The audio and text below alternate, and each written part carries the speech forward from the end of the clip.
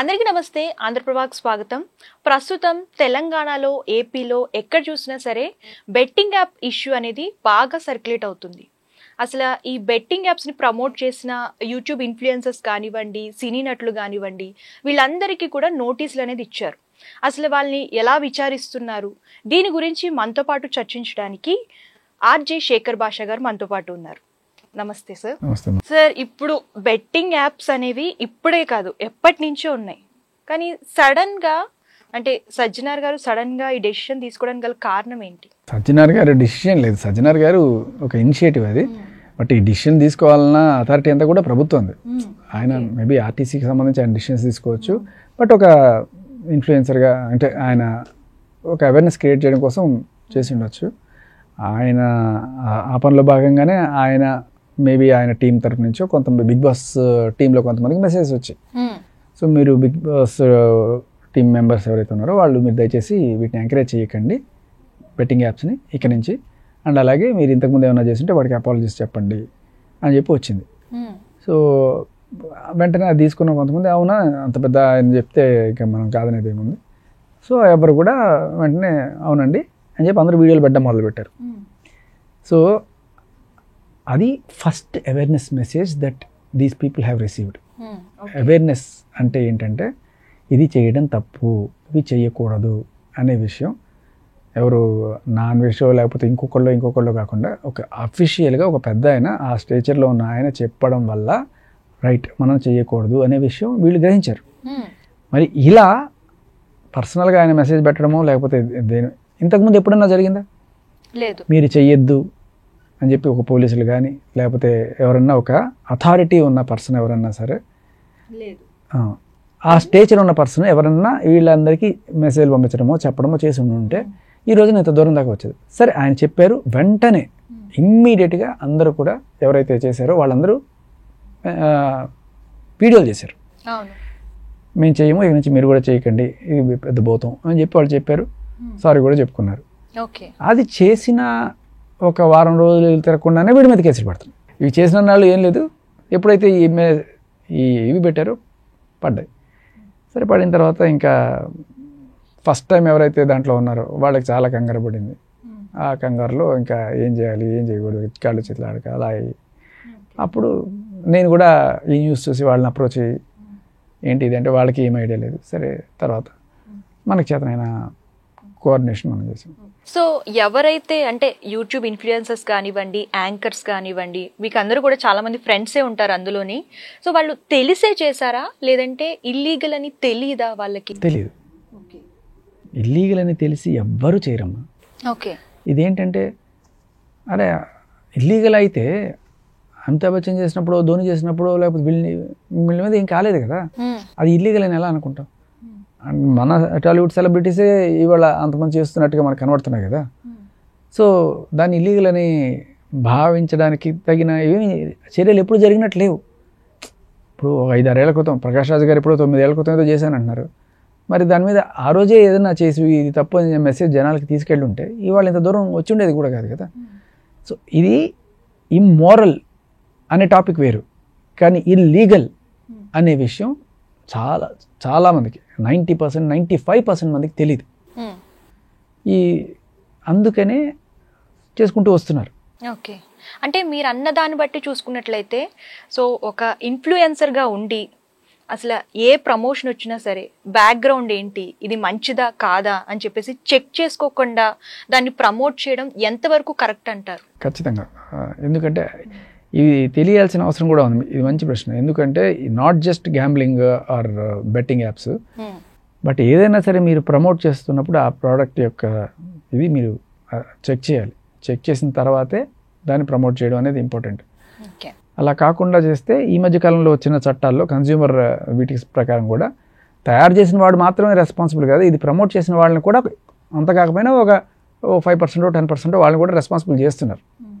ఇప్పుడు మీరు ఈ బాటిల్ అమ్మారు, ఎవరో ఈ పలానా కంపెనీ వాడు అమ్మాడు, నేను కొనుక్కున్నాను, తాగాను, నాకేదో అయింది, నాకేదో అయితే ఈ బాటిల్ కంపెనీ ఎవరు ఆ పలానా కంపెనీ వాడు ఇది చేశాడని చెప్పి వాడిని నేను కన్జ్యూమర్ ఫారంలో దీంట్లో నేస్తాను. బట్ ఈ బాటిల్ని అమ్మడానికి ఉన్న ఇక్కడ ఎవరో మోడల్ ఉంటారు, ఆ మోడల్ ఏ కొరియా వాడో జపాన్ వాడైతే మనం ఏం చేయలేము. బట్ వాడికి లోకల్ వాడు అనుకో వాళ్ళ మీద కేసులు పెట్టచ్చు. ఓకే. సో ఇప్పుడు మీరన్నట్టుగానే వాళ్ళు ప్రమోట్ చేస్తున్నారు. సో బయ్యా సన్నీ యాదవ్ కానివ్వండి, అలాగే విష్ణుప్రియ కానివ్వండి, వీళ్ళందరూ కూడా కొన్ని కోట్లు ఈ ప్రమోషన్స్ చేయడం వల్ల వచ్చాయి అని చెప్పేసి అని అంటున్నారు. అంటే నాకు తెలీదు, బైక్స్ లేదమ్మా ఇవన్నీ కూడా కొంటున్నారని అన్ని కోట్లు అనేది మాట అది ఎగ్జాగరేషన్. ఓకే. ఆయన సంగతి నాకు తెలియదు. బట్ విష్ణుప్రియ సంగతి అయితే తను చేసినవన్నీ అక్కడ ఆన్ రికార్డ్ పోలీసులు చెప్పేసింది. సో అంతకుమించి అక్కడే చెప్పడానికి ఏం లేవు, అంతే. ఈ ఇష్యూ అంటే సర్క్యులేట్ అయిన తర్వాత పోలీసులు ఏవైతే నోటీసులు ఇచ్చిన తర్వాత, సో విష్ణుప్రియ మీ ఫ్రెండే కదా, కాల్ చేసి ఫస్ట్ ఏం చెప్పింది అసలు?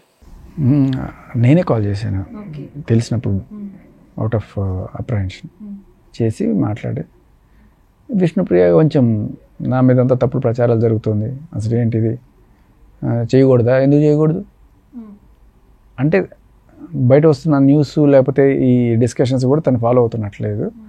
బట్ ఎందుకంటే తనకున్నది ఒకటి, అరే వాళ్ళు చేశారు వీళ్ళు చేశారు మనం చేస్తే ఎందుకు తప్పు వచ్చింది, వాళ్ళు చేస్తే రైట్ వచ్చేసిందా అని చెప్పే కోణంలోనే తనకి ఉండింది. బట్ లేదు ఇది ఆల్రెడీ రూల్ వచ్చింది చేయకూడదని. అవునా, ఓ లా ఉందా, అయితే నాకు తెలీదు, ఏదో కావాలని బురద జల్లుతున్నారేమో అనుకున్నాను అని చెప్పింది. సో అది పరిస్థితి. తర్వాత తనకి అదేంటున్నాను, తనకే కాదు, మీరు పెద్ద పెద్ద వాళ్ళే మీరు పేర్లు వింటుంటే, ఇప్పుడు రాణా గారు కావచ్చు, మంచు లక్ష్మి, వీళ్ళందరూ ఉన్నారంటే మరి వాళ్ళకే తెలియదంటే, అంత పెద్దవాళ్ళకే తెలియదంటే వీళ్ళకి తెలిసే అవకాశం ఎక్కడుంది?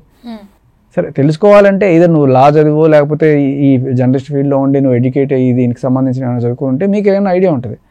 బట్ చాలామందికి తెలియకే చేశారు. ఇది ఒకసారి తప్పు అని తెలుసుకున్నాక ఇంకొకసారి చేస్తే అది నేరం. సో మీరన్నట్టే ఈ యూట్యూబర్స్కి, ఇన్ఫ్లుయెన్సర్స్కి, యాంకర్స్కి తెలియకపోవచ్చు. మరి సినీ ప్రముఖులు అంటే రానా చూడొచ్చు, మంచు లక్ష్మి, ప్రకాష్ రాజ్, వీళ్ళందరికీ కూడా టీమ్స్ ఉంటాయి కదా, పిఆర్ టీమ్స్, ఇవన్నీ వాళ్ళు కూడా బ్యాక్గ్రౌండ్ ఇది చెక్ చేయకుండానే ఈ ప్రమోట్ చేస్తారా? అదేమ్మా, ఇప్పుడు అంటే అంతమందికి కూడా తెలీదా అనే క్వశ్చన్ మీరు నేను వేసుకోవడం కాదు. రేపు జడ్జి గారు అడగాలి, ప్రభుత్వానికి కూడా ఇది అడగాలి. మీరు ఏదో పుస్తకంలో ఎక్కడో ఒక చట్టం రాసుకుంటే సరిపోదు. అవును ఇది చేస్తే నేరం అనే విషయం ప్రతి పౌరుడికి తెలియాల్సిన బాధ్యత ఉంది. అట్లీస్ట్ కనీసం 50% తెలుసా? సరే ఒక కేసు అయింది, సరే తెలియదు వాడికి అనుకుందాం. 2 కేసులు అయింది, 3 కేసులు అయింది, అరే 100 మంది ఉన్నారయ్యా, 100 మందికి కూడా తెలియదా? అందులో పెద్ద పెద్ద వాళ్ళు ఉన్నారు, వాళ్ళకి కూడా తెలియదంటే దాని అర్థం ఏంటి? మీరు ఈ చట్టాన్ని జనాల్లోకి తీసుకెళ్ళలేదు. మీకు ఒక సింపుల్ ఎగ్జాంపుల్ చెప్తా. ఓకే, మిమ్మల్ని అడుగుతాను, చెప్పండి మీకు ఎంత అవేర్నెస్ ఉంది?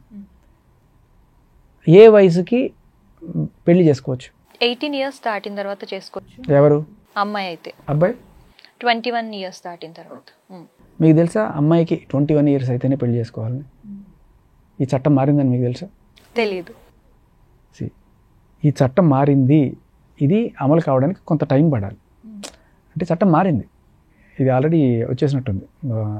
ఈ 21 yearsకి అమ్మాయి ఏజ్ లిమిట్ కూడా 21 చేశారు అనే విషయం చాలామందికి తెలియదు. ఓకే, అండ్ న్యూస్ కూడా ఎందులోని రాలేదు. లోపల ఎవరన్నా సరే 18 లోపల పెళ్లి చేసేసుకుంటే ప్రస్తుతానికి యాక్సెప్ట్ చేస్తున్నారు, ఎందుకంటే దే విల్ గివ్ టైం. ఇది జనాల్లోకి వెళ్ళడానికి కొంత టైం పడుతుంది, అంతవరకు మనం దీన్ని ఎన్ఫోర్స్ చేయలేం. జనాలకు ఫస్ట్ తెలియాలి కదా, తెలియక చేస్తే మనం ఏమనలేం, తెలిసి కూడా చేస్తే అంటే తెలియడానికి ఒక టైం పెట్టుకుంటారు, అదే ఇది. సో ఇలాగే చాలా చట్టాలు ఉంటాయి, ఇవన్నీ జనాల్లోకి వెళ్ళడానికి కొంత టైం ఇవ్వాలి. అండ్ అలాగే టైం ఇచ్చినంత మాత్రాన తెలియాలని కూడా లేదు. అది మీ ఎవరైతే ఆ పర్టికులర్ డిపార్ట్మెంట్ ఉందో ఆ చట్టానికి సంబంధించి వాళ్ళు జనాల్లో అవగాహన కల్పించడంలో విఫలమైతే ఇటువంటి పరిస్థితులే ఉంటాయి. అంత పెద్ద సెలబ్రిటీకి తెలియకపోవడం అంటే that's not a joke. Okay, సరే ఆయన తప్పించుకుందాం అనుకుని, మరి వీళ్ళంతా ఏంటి? ఇంతమంది ఉన్నారు, మీరు నిజానికి ఎదిగితే ఇంకా బోల్డ్ మంది వస్తారు. ఇందాక ఎవరో చూపిస్తున్నారు, ఒక మీడియా సంస్థ నిర్వహించే కార్యక్రమంలో కూడా, అది కూడా ఒక జర్నలిస్ట్ సంబంధించి పెద్ద టీవీ ఛానల్, న్యూస్ ఛానల్, వాళ్ళకి అనుబంధ సంస్థ అయిన ఛానల్లో ఈ బెట్టింగ్ యాప్కి సంబంధించిన యాడ్ వచ్చిందంట. సో జనాల్లో చైతన్యం కలిగించాల్సిన మీడియా ఛానల్లోనే అటువంటిది వచ్చిందంటే మీరు ఏ రేంజ్లో అవగాహన కల్పించారనేది అర్థమవుతుంది కదా. So first of all thanks to police department. At least ఆ డిపార్ట్మెంట్ వాళ్ళు ఎవరైతే కల్పించాలనుకున్న వాళ్ళు కల్పించలేకపోయినా, ఒక సజ్జనార్ గారు కావచ్చు, ఒక అన్వేష్ కావచ్చు, లేకపోతే ఈ డిపార్ట్మెంట్ వాళ్ళు కేసులు నమోదు చేయడం ద్వారా ఇవాళ జనాల్లో చర్చనీయాంశమై జనాల్లో ఈ అవేర్నెస్ పెరుగుతోంది. కానీ కొంతమంది ఇబ్బంది పడుతున్నారు. ఇది నిజంగా తెలిస్తే వాళ్ళు చేసి ఉండేవాళ్ళు కాదు, ఇంత ఇబ్బంది పడి ఉండేవాళ్ళు కూడా కాదు. ఇప్పుడు టేస్టీ తేజ అలాగే విష్ణుప్రియ ఆల్రెడీ విచారణకు హాజరయ్యారు. పోలీసులు ఏ కోణంలో విచారిస్తున్నారు అసలు? జనరల్లీ ఇప్పుడు వీళ్ళు తీగ డొంక కదలాలి. సో ఎవరు ఈ యాప్స్ని ప్రమోట్ చేయమని మీకు చెప్పారు, వాళ్ళ డీటెయిల్స్ తీసుకోవడము, వాళ్ళ తర్వాత వాళ్ళని ఎంక్వైరీ చేయడము, వాళ్ళకి ఎక్కడే కనెక్షన్ అంతా పెట్టుకుని వెళ్ళడం, తర్వాత ఎవరైతే దీనికి రెస్పాన్సిబుల్ పర్సన్ ఉన్నారో వాళ్ళని లైబుల్ చేయడం. సో ఇది బేసిక్ ఇన్వెస్టిగేషన్. దీనికి సంబంధించి జనరల్గా ఏం చూస్తారు, కాల్స్ లేకపోతే మెసేజెస్, అంటే చెప్పిన మెసేజెస్, ఇలా చేయండి అని చెప్పిన మెసేజెస్, ఫైనాన్షియల్ ట్రాన్సాక్షన్స్, ఇవన్నీ కూడా ఎవిడెన్స్ అవుతాయి రేపు, అవి చెక్ చేస్తారు. ఓకే. సో వీళ్ళపైన మల్టిపుల్ కేసెస్ అనేవి ఫైల్ అవుతున్నాయి. అంటే ఇప్పుడు పంజాగుట్ట కానివ్వండి, వేరే ఏరియాలో కానివ్వండి, ఇలా కేసెస్ ఫైల్ అవుతున్నాయి కదా, దీని గురించి మీరు ఏమంటారు అసలు? మల్టిపుల్ కేసెస్ అనేది ఇది ఒక హెరాస్మెంట్ నిజంగా చెప్పాలంటే. ఇప్పుడు ఇంతమంది 12 మంది మీద పెట్టారు, ఇంకొక 20 మంది మీద, ఇంకో 25 మంది మీద అక్కడ పెట్టారు. ఎవ్వరు స్టేషన్కి వచ్చి ఇది అని చెప్పి సంజయ్ చెప్పలేదు. ఇప్పటిదాకా వీళ్ళ ముగ్గురు వచ్చి చెప్పారు, Ritu, tasty Teja and Vishnupriya. So వాళ్ళు ఇచ్చిన ఇన్ఫర్మేషన్ తోటి వాళ్ళు ఇంకా కేసులో ముందుకు వెళ్తున్నారు. అయితే దురదృష్టవశాత్తు వీళ్ళ మీదే మళ్ళీ అదే సెక్షన్తో, అదే 318 సెక్షన్ తోటి మియాపూర్లో కూడా కేసు పెట్టారు. సరే ఇంకొంతమంది వేరే వాళ్ళు కూడా ఉన్నారు, బట్ ఆల్రెడీ వీళ్ళు ఒక విచారణ ఎదుర్కొన్న తర్వాత మళ్ళీ ఇదే కేసు అక్కడ ఎన్ని ఎఫ్ఐఆర్లు పెడతారు? ఒకటే నేరం లేకపోతే ఒకటే ఇది, దాంతో ఇన్ని స్టేషన్, రేపు ఇంకో 10 స్టేషన్లో పెట్టినా కూడా ఆశ్చర్యం ఏం లేదు. సో ఒకటేంటంటే వాళ్ళు పిలుస్తారా విచారణకి పిలవరా అనేది సెకండరీ. అయితే ఇప్పుడు ఈ ఎఫ్ఐఆర్ల సంఖ్య పెరిగిపోతుంది కదా వీళ్ళ మీద, అది కూడా మ్యాటర్ ఆఫ్ కన్సర్న్. భయపడతారు ఏంటి మనకి అని చెప్పి బాధ. అన్నిటికన్నా మించి పోలీసులకు సహకరిస్తూ ఇన్ఫర్మేషన్ ఇచ్చి ఈ కేసు ముందుకు పోవడానికి సహకరించిన ఈ ముగ్గురే ఉన్నారు ఇప్పటిదాకా. ఈ మొత్తం ఎపిసోడ్లో సెలబ్రిటీలు, హీరోలు, వీళ్ళందరి విషయంలో కూడా ఈ ముగ్గురే ఇప్పటిదాకా. ఆ ముగ్గురు మీదే మళ్ళీ కేసులు నమోదవుతుంది. ఎవరైతే వీడియోలు చేసి చెయ్యొద్దు అని చెప్పారో వాళ్ళ మీదే మళ్ళీ నమోదవుతుంది. సరే, నేను ఎవరిని బెట్టింగ్ అనేది ఖచ్చితంగా నేను సమర్థించను. ఎవ్వరు చేసినా ఆడే వాళ్ళని కూడా శిక్షించాలని కోరుకుంటాను నేను. కానీ ఆ చట్టం జనాలకి ఫస్ట్ తెలియచెప్పి తర్వాత మీరు శిక్షించండి, గట్టిగా తీసుకెళ్ళండి. ఐపీఎల్ సీజన్ వస్తుంది, బెట్టింగ్లు స్టార్ట్ అవుతాయి, బెట్టింగ్ బాబులు భర్తం పట్టండి. అంటే ప్రమోట్ చేసే వాళ్ళని సంగతి పక్కన పెట్టండి, ఫస్ట్ ఆడే వాళ్ళని కనుక మీరు కనుక గట్టిగా ఒక 5-6 మందిని లోపలేసి చేస్తే అప్పుడు ఏమవుతుంది, మిగతా వాళ్ళకి ఆడడానికి భయం వేస్తుంది, అప్పుడు వాళ్ళు రాకుండా ఉంటారు. ఓకే. సో పంజాగుట్ట పోలీస్ స్టేషన్లో ఎప్పుడైతే విష్ణుప్రియని విచారిస్తున్నారో సో మీరు అక్కడే ఉన్నారు. సో చాలా వార్తలు అయితే వస్తున్నాయి, మీరు అక్కడ ఉండడానికి గల కారణం ఏంటి అసలు? మెయిన్ రీజన్ చెప్పండి. అది యాదృచ్ఛికం, అలా జరిగింది. అంటే ఫ్రెండ్ని సపోర్ట్ చేయడానికి వచ్చారా అక్కడ? ఏంటి అక్కడ నేనేం చేస్తాను, నేను సపోర్ట్ చేయడానికి ఏమి ఉండదు అక్కడ. వాళ్ళ విచారణ ఏదో జరుగుతుంది అక్కడ, ఎవరు, అది మనకి ఏమాత్రం సంబంధం లేదు. నేను వేరే పని మీద అక్కడికి వెళ్ళాల్సి వచ్చింది. అది కూడా నాకు సంబంధించిన ఒక కేసు. అది నేను ఒక అమ్మాయి నన్ను వేధిస్తోందని పెట్టిన కేసు. దానికి సంబంధించిన ఎవిడెన్సెస్ ఏమైనా ఉంటే తీసుకురండి అన్నప్పుడు ఆల్రెడీ ఇచ్చాను సార్, అది పలానా చోట ఉన్నాయని చెప్పి చెప్పడానికి. శేఖర్ భాషని ఒక అమ్మాయి వేధిస్తుందా? సో అసలు యాక్చువల్గా దాంతోనే కదా మనం స్టార్ట్ చేసింది ఈ పోరాటం అంతా కూడా. ఓకే. ఆ పని మీదే అక్కడికి వెళ్ళి ఫస్ట్ కేసు పెట్టడం జరిగింది. కేసు పెట్టినప్పుడు అది ఎఫ్ఐఆర్ కాకపోవడంతో సరే ఈ సాక్ష్యాలను ఇవి చూడండి అవి చూడండి చెప్పి అన్నీ తీసుకొచ్చాను. మీ పాత కేసు కోసం వెళ్ళారు. ఓకే. అప్పుడే కదా నాకు అర్థమైంది సిస్టమ్ ఇలా ఉంటుంది. ఒక అమ్మాయి వచ్చి కేసు పెడితే అలా అయిపోద్ది, అదే అబ్బాయి వెళ్ళి కేసు పెడితే ఎన్ని సాక్ష్యాలు ఉన్నా అంత ఈజీ కాదు, ఎందుకు ఈ వివక్ష అని అక్కడి నుంచే మనం స్టార్ట్ చేసుకుంటూ అలా రాస్తాను ఇలా అని. సో ఫైనల్గా ఈ యూట్యూబర్స్ని ఆల్రెడీ విచారణ చేశారు. సో అరెస్ట్ చేసే అవకాశాలు ఏమన్నా ఉన్నాయా? అరెస్ట్ చేస్తారని చెప్పేసి కూడా వార్తలు వస్తున్నాయి. సో మీకు తెలిసిన దాన్ని బట్టి చెప్పండి. నోటీసులు ఇచ్చినప్పుడు హాజరైతే జనరల్గా అరెస్ట్ ఉండదు. ఎవరెవరికైతే నోటీసులు అందుకున్నారో వాళ్ళు వచ్చి హాజరు అవ్వడం అనేది.